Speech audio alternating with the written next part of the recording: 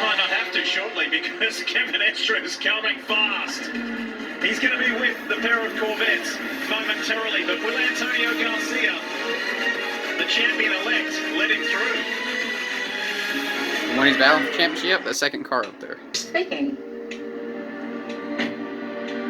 Down pit road, he lost the lead in that bit of a scrap there with the Porsche and with his teammates. Remember, last time they did not change those Michelin tires, so this time around, Antonio Garcia will have some fresh rubber to go back to work with and try to get back to the lead. They're the first in this cycle of those GTLM cars to make a pit. The service is complete.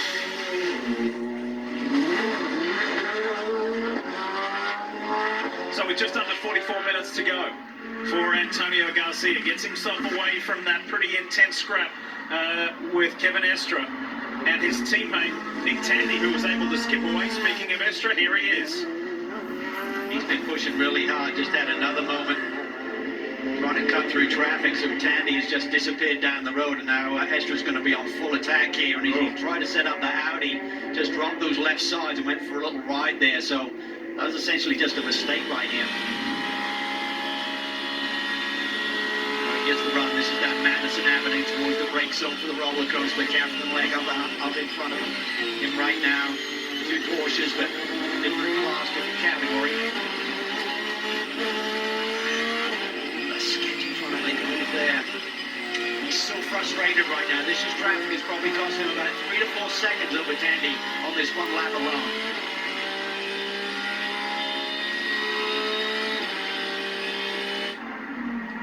There's Tandy down in turn 1.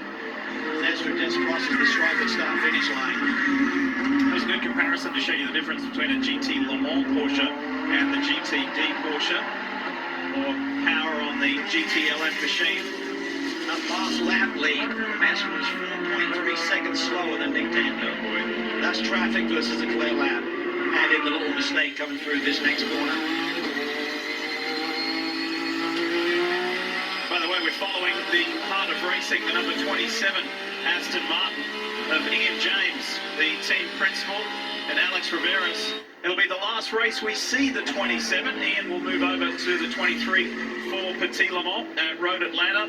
But the way that this team has grown from a single car operation to a 2-car operation, working a lot, doing so much good stuff for the Seattle Children's Hospital, the Heart of Racing organization has really blossomed.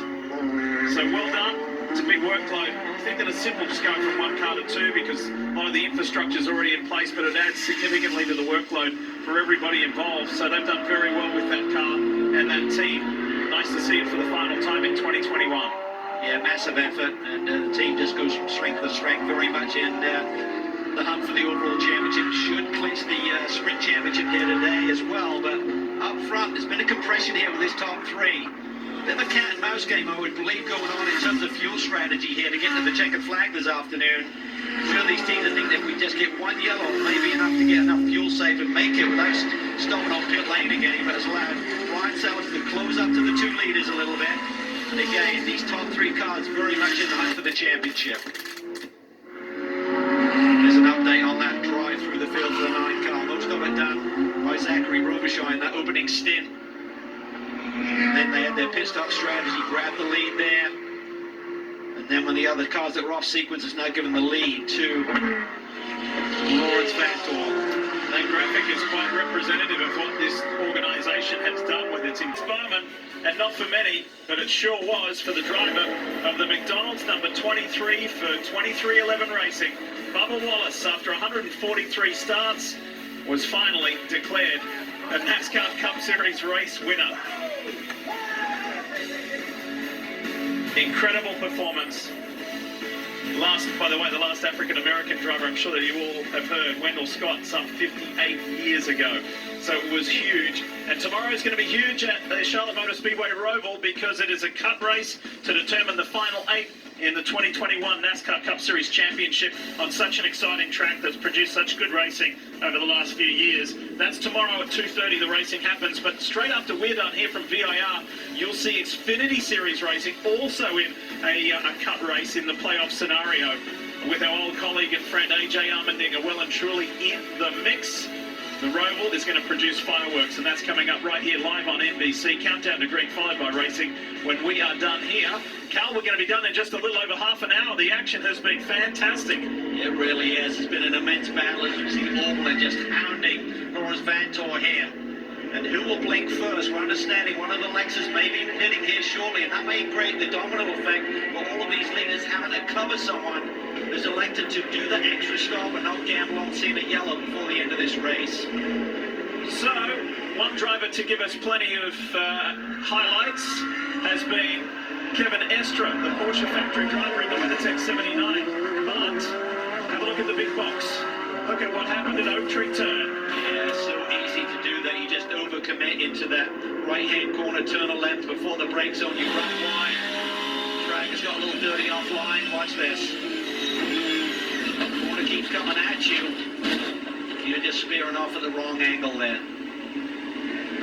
Like there was a magnet in the tires, just pulling that WeatherTech 79 Porsche in. So, that racing, Kelly Stavis, was so intense, so enjoyable, but the 79's now out of it. Yeah, he brought us a lot of fun visuals throughout this race, but he'll be disappointed with this. Kevin Estra hadn't raced here since 2014. Did a test here back in September, but said this is a place where there's a lot of risk involved in putting together a fast lap, and we saw it just then, Dylan. And Kelly, because of that, Kevin Estra off, it kind of triggered the Ford Corvette to come down pit road and make their final stop, which they did in hopes that they were going to maybe get a full course yellow. They didn't, but shouldn't matter. They've cycled back to the front of the lead pack here in GTLM. So all the stops are done for the GTLM cars. It's just going to be a straight-up race to the finish now between the 4 and the 3. I saw a delay on the 79 car as well, Dylan. Issue with the right front, so the day looks so promising with that yellow and getting back into the game and attacking for the lead. It's suddenly gone sideways on that grid.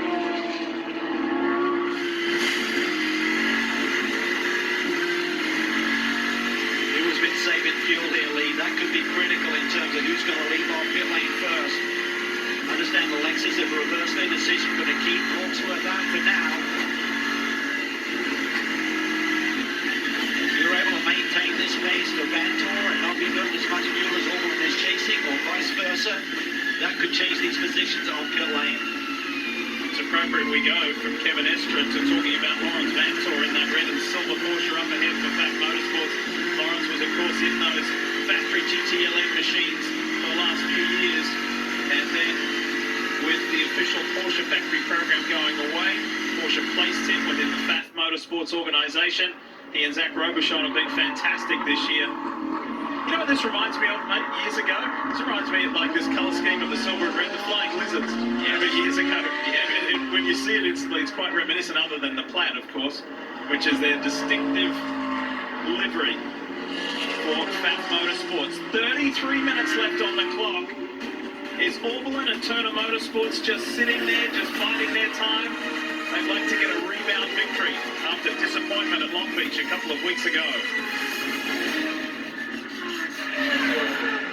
He came into pit lane and he's skyded his way through the field, but it certainly got intensified. No more so than this run down Madison Avenue. Gets a run around Teelitz and Farbuck, who's being lap tickets. A complicated erosion in, but a little bump drafting going on. And then with the overcut, they come out here. A couple of cars to take care of who are on different strategy, and then Lawrence Vantor's got the lead, but he's been pounded here and shadowed by Bill Oberlin for the last 30-40 minutes. So they would make the victory if they could get it all the more satisfying for the adversity and then the comebacks. Porsche on Porsche here, of course, two different class cars. But Oberlin's got to get up there in that Turner Motorsports BMW to try and hassle Lawrence Vantor, to keep Turner Motorsports in the hunt for this GT Daytona Championship at the end of the 10-hour classic that is Motul Petit Le Mans and Road Atlanta. With respect here, Kevin Estra knows where his paycheck comes from. He doesn't want to mess with the GTD leader. Another Porsche here. He's just going to bide his time. Too far back from the Corvettes to really worry about losing a tenth of a second or so right here. He's just going to wait for this straightaway and blow by him. Speaking of Porsche factory drivers and the professionals, it appears as though FAF Motorsports are going to go for a GTD Pro lineup next year. Zach Robichon doesn't know where that's going to leave him. So what will the driver lineup look like in the planned Porsche for 2022, and where will Robichon land? He's too good to be left on the sideline. He really is, just a class act, does a brilliant job. We saw a little mistake yesterday, but some may say, was that the pressure, or is that just putting it all on the line that we've seen so far today in race conditions by all of these drivers? That's how intense it's got. You can't afford to just relax and sit way back on the grid. You've got to be going for it, but he really does deserve a full-time slot in this paddock. But with everything changing next year, GT #1 essentially goes away, and both GT classes will be in this format. It's called GT3 machinery, but there'll be Pro lineups and Pro-Am lineups for next season. So expect to see Lawrence Vantor in the mix. Porsche factory places their drivers where they GTD see class here. them best fit. So from GTD, let's go back to GT Le Mans. Let's talk about the Corvette pairing up front. And it is the 4 of Nick Tandy who continues to lead the way. There's the margin. That's what just over 1 second looks like. And it could be a hat trick at play here for Tommy Milner, who put it on the pole position for the first time in his career. And this grey C8R. Milner was frustrated with how the race started for him. But look, it's not how it starts, it's how it finishes. And Dylan, with 25 minutes to go, this could be 3 wins in a row for the number 4.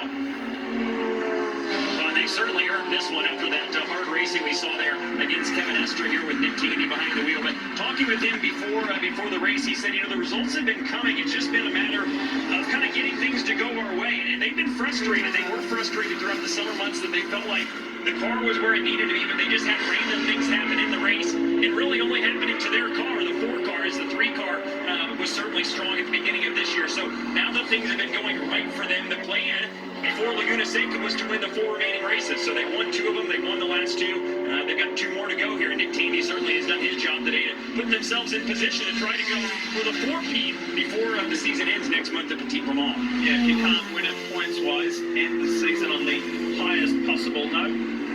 Gap's grown a little bit back to the sister car, Antonio Garcia, who got rocked up by Kevin Estre earlier while leading in class.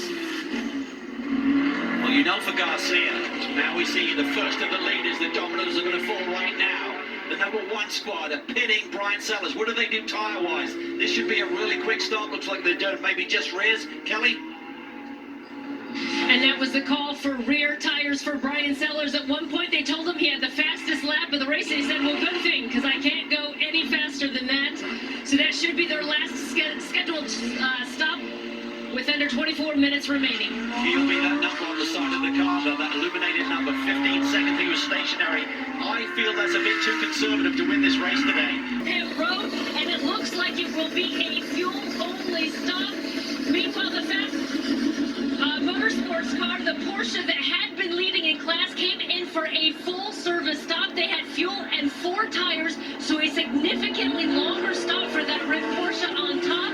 But he'll have fresh Michelin tires to go to battle with. Meanwhile, a fuel-only stop, as we saw for that BMW.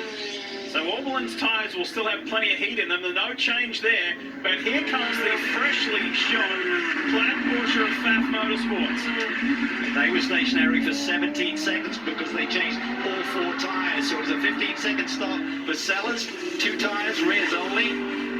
17-second stop for the Pfaff Racing Porsche, but they've given up that track position to Bill Oberlin. I felt that was a number about 12 seconds. I thought they might have elected to take 2 tires. They would have still kept the lead, but you'd obviously had to generate tire temp on this outlap. And look at that. Hot tires, not as fresh as the chasing cars, but he has the track position critically. The race and the chase is on. It's huge lead. You gain 30 points, but the car that you're chasing in the championship loses 30. It's a 60-point swing with that 1 position change. Have a look how precarious this was for Bill Oberlin entering pit lane. The Magnus Acura. Whoa, that was tight. I don't think he's going to run afoul of a penalty there. He's supposed to be inside that and committed to the pit lane, but the 44 car just parked her there. Those are the subtleties. They'll be looking at that. You know that the other teams will be looking at it as well. I think extenuating circumstances there with the 44 car not running at speed coming to pit lane. So now let's start to monitor the gap between Bill Auberlen and Lawrence Vantor, because that's going to be the key over these closing 18 minutes, 20 seconds of this Michelin GT Challenge. Can Lawrence Vantor do anything about this gap of 13.5 seconds? Now make it 8.5 seconds now and cycle through properly after that outlap. Yeah, the real key is the Turner Motorsport boys would love for Brian Sellers to somehow make his way around the Faf Racing Porsche, but this is a battle in GT Le Mans. Garcia now has got the pace of Tandy with fresh tyres on board. He struggled there a little bit on that last stint late when he didn't like to take tyres, but now he's got speed again. Game on between the teammates. And Garcia hates to lose. Even though they had so much success winning the championship together last year, he and Jordan Taylor, 50% of the races with this new C8R since the beginning of 2020 have gone their way, but they haven't won in 3 races now. They want to get back on the top step. Well, that's because he's got the taste of it again. You remember he won the championship with Jan Magnussen. They didn't win a race. He went for a long time without race victories. Now he's got the taste for it again. He wants it all the time.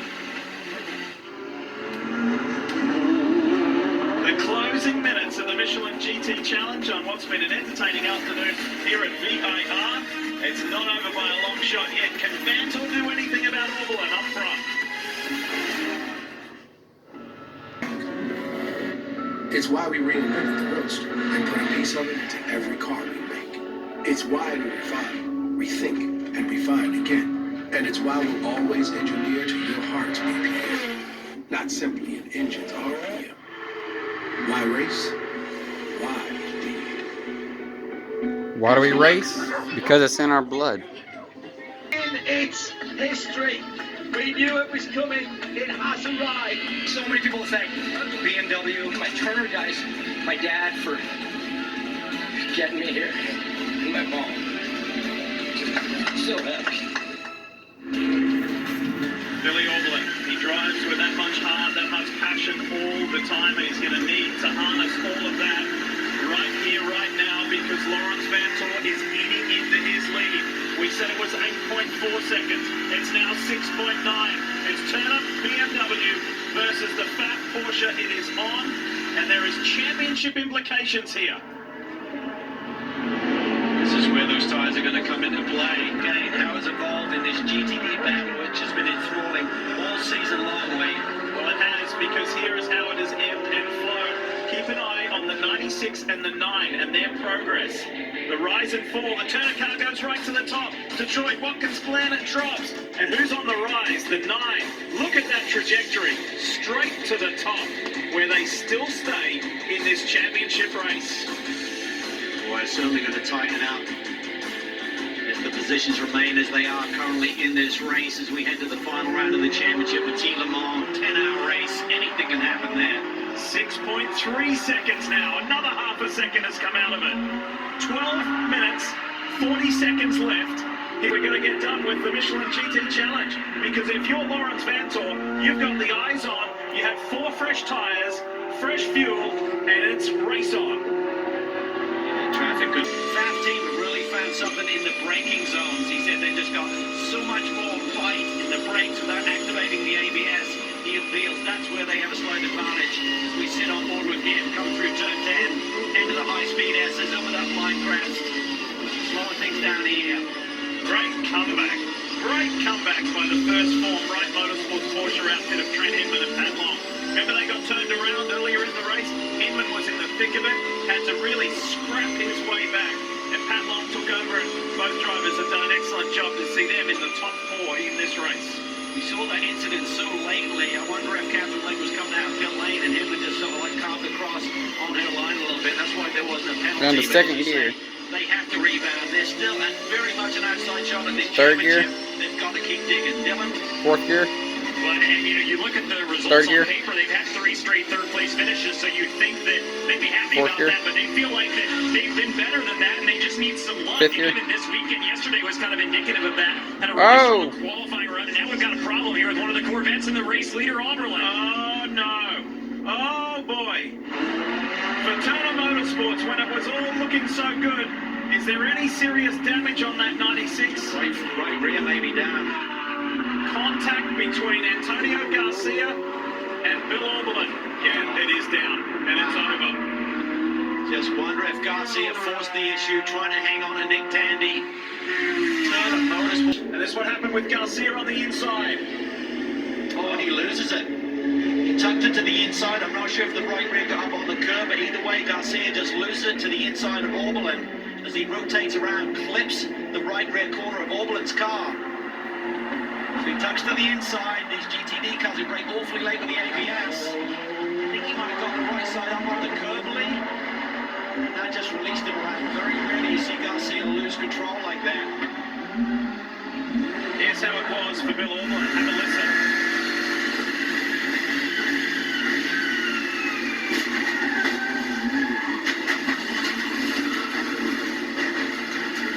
How about for Antonio Garcia, the other side of this equation? See Tandy up the road, kind of disappearing a bit. Garcia realized he's got to go for it, but look how impressive that BMW is down into the brake zone. Right there. I think he just had the nose pin. He's hard on the brakes, got a lot of weight transfer to the front of the car. Rosie's still turning it, and he couldn't release the steering because Oberlin's there through his outside. One racing for a challenge, one racing for a That is a championship. devastating blow to the Turner Motorsports camp.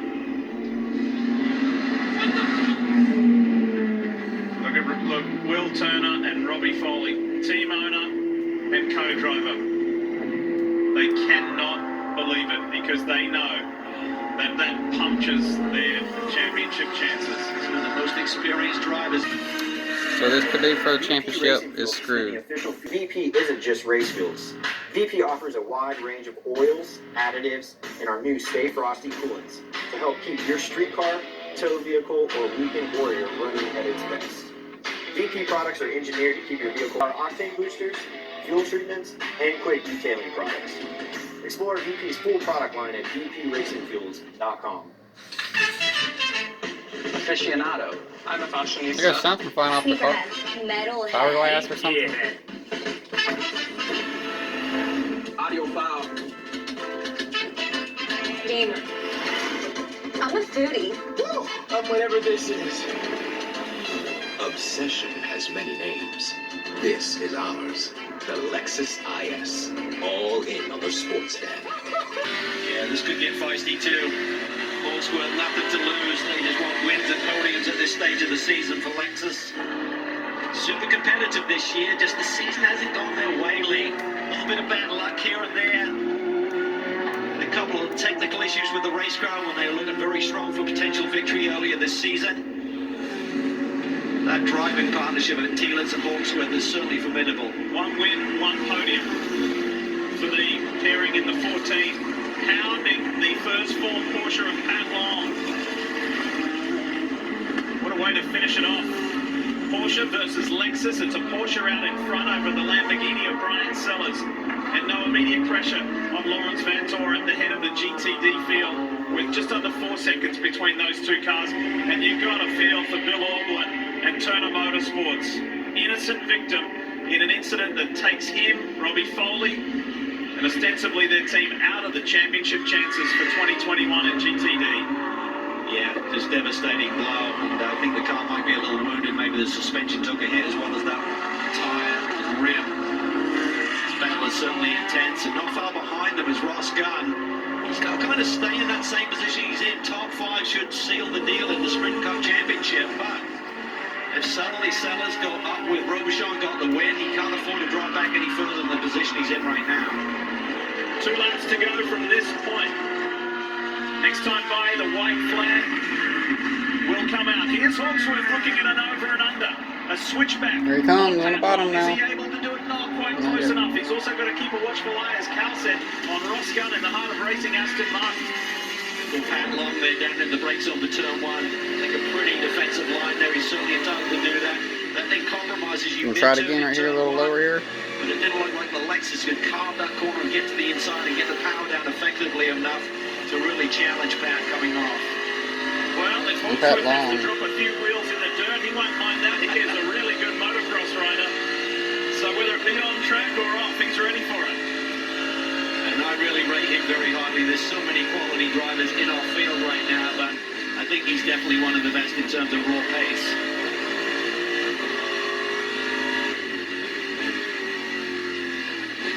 Over a minute on the clock. Can Pat Long hang on to this podium?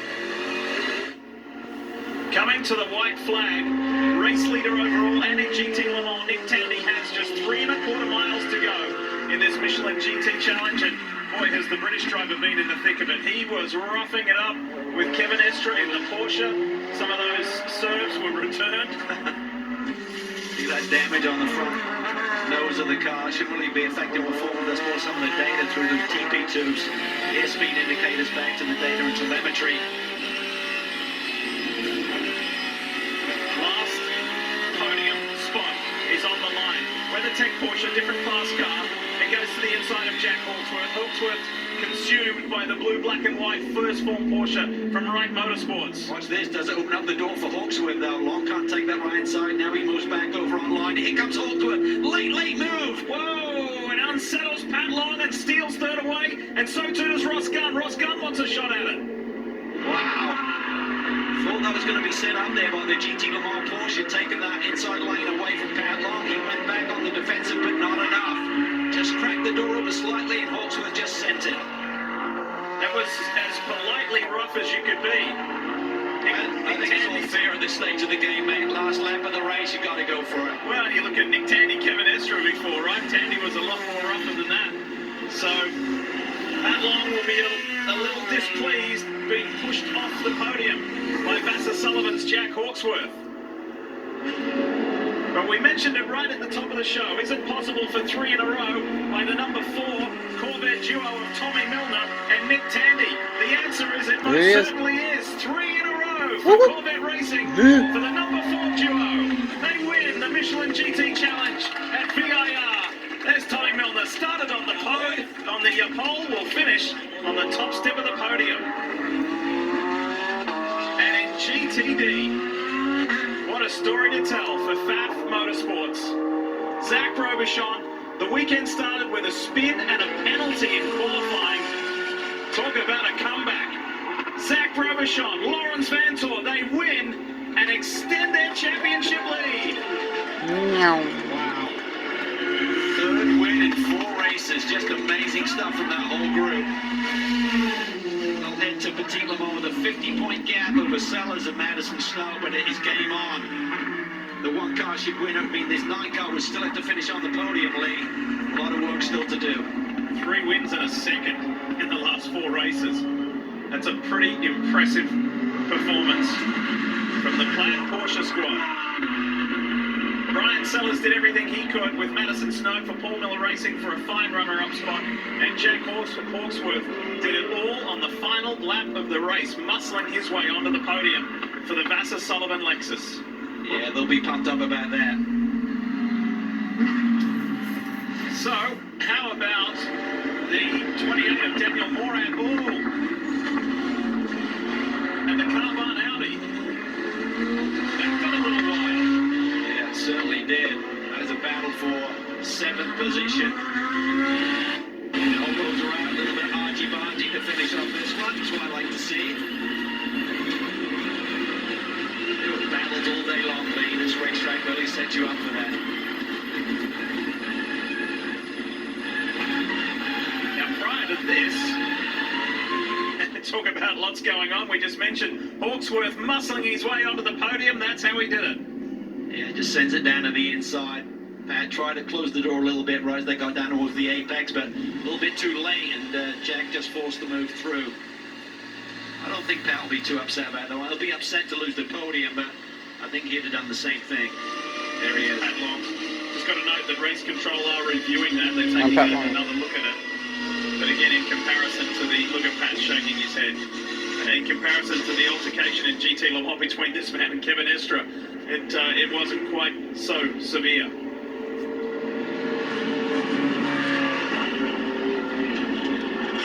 So the BMW unofficial results here at Virginia International Raceway. It's another win, 3 on the trot for Nick Tandy and Tommy Milner over Antonio Garcia and teammates Jordan Taylor. And then the Porsche duo of Kevin Estre and Cooper McNeil. A lot to talk about there. How about in GTD? What caught your eye here, Cal? Well, just big days for some of the championship contenders and a disaster for the 96 car. You do not see them on that first page. Led many laps here today, but for Vantel Robichon, they're on a roll. But it is still game on for the championship lead. The number one team continues to execute 6 podiums plus a win this season. 3 different manufacturers in the top 3 positions in GT Daytona. Porsche, Lamborghini, and Lexus all on the podium. And the Turner Motorsports duo a lot further back than where they would like to be. Hey, crowning a champion before the end of the season, the Sprint Cup, the WeatherTech Sprint Cup champion. It goes to Heart of Racing, Ross Gunn and Roman DeAngelis. How tight it was, just 19 points. As we said, if Sellers could have got the win here today, that would have been enough of a point swing. But Robichon and Vantel were just too strong. All right, let's go to Victory Lane. And Dylan Welsh is standing by where there's going to be some pretty happy Corvette drivers. There certainly will be. Co-driver Tommy Milner comes in for the hug. Nick Tandy takes it across the finish line and gets it done, as we said, for the 3rd straight victory for this number 4 Corvette team. And the 5th win in the last 7 races for Corvette here at VIR. Well, that's what I'm talking about. What a day it was. And as they continue to celebrate, and Nick will get his helmet off first. We're going to grab Tommy first. Tommy, let's start with you. So started the day off on the pole.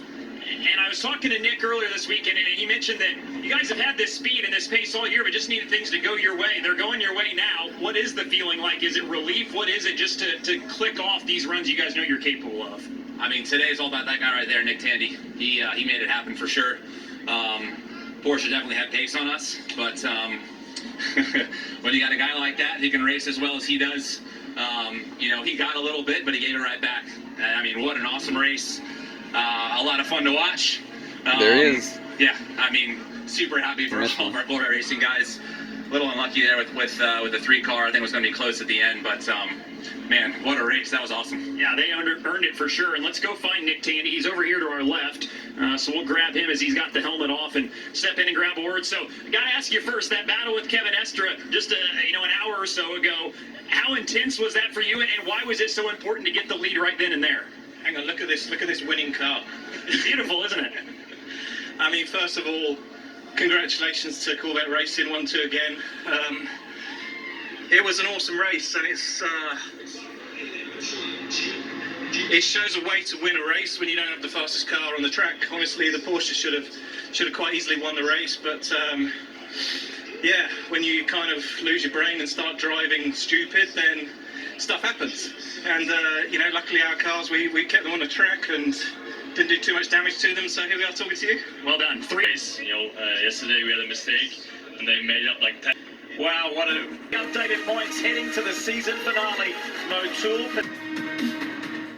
The Roval as an elimination race? What could possibly go wrong?